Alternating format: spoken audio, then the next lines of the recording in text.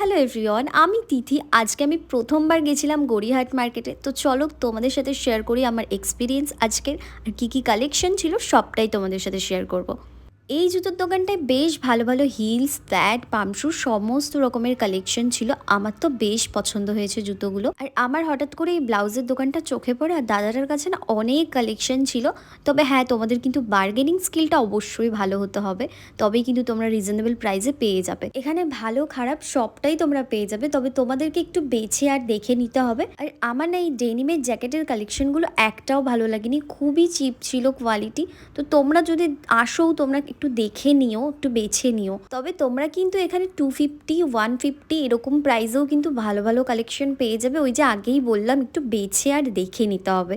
এই শপটাতে তোমরা অনেক ভালো ভালো লং কোটও পেয়ে যাবে। ওরা ওখানে লিখেই রাখে ফিক্স প্রাইস, বাট তবুও তোমরা চেষ্টা করো যে বার্গেনিং করার। আর এখানের কালেকশন আমার সত্যি বলতে ভীষণ ভালো লেগেছে।